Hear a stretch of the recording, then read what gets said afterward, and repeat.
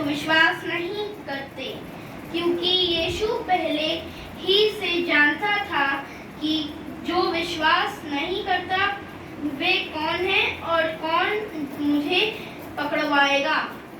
और उसने कहा, इसीलिए मैंने तुमसे कहा था कि जब तक किसी को पिता की ओर से यह वरदान ना दिया जाए तब तक वह मेरे पास नहीं आ सकता।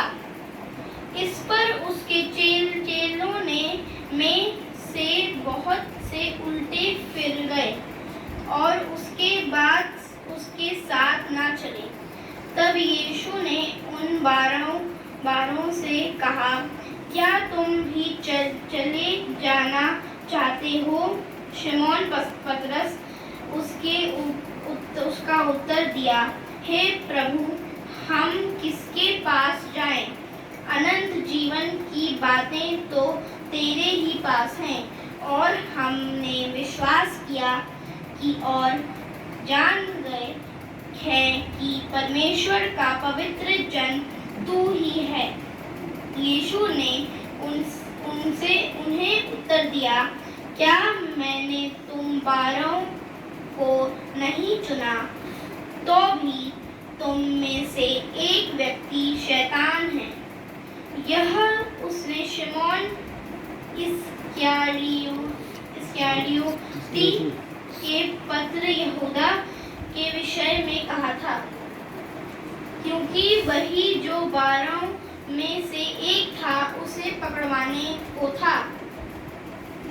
इन बातों के बाद यीशु गलील में फिरता रहा, क्योंकि यहूदी उसे मार डालने का यत्न कर रहे थे।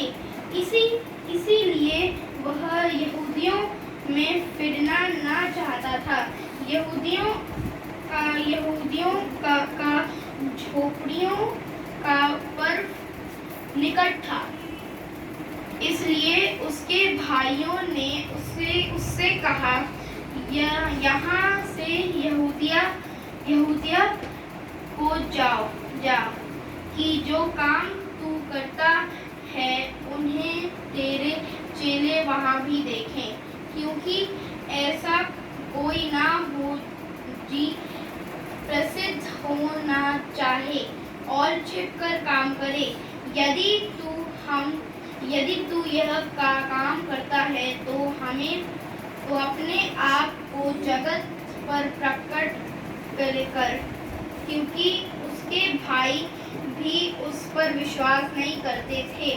तब यीशु ने उनसे कहा, मेरा समय अभी तक नहीं आया, परंतु तुम्हारे लिए सब समय है।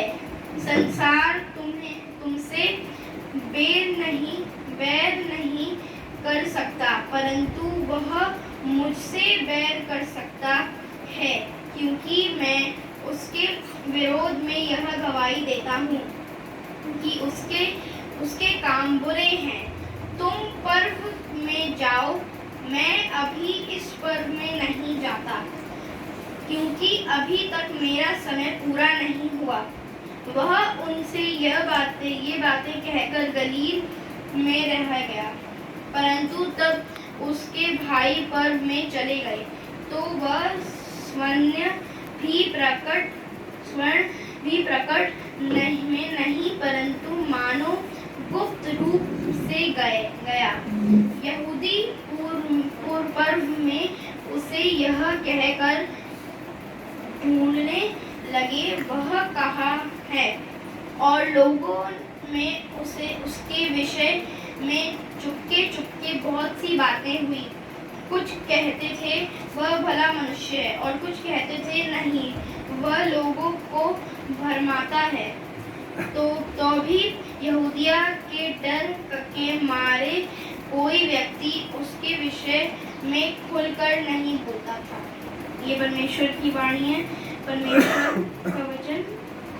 इसके पढ़े और सुने जाने पर आशीष हो।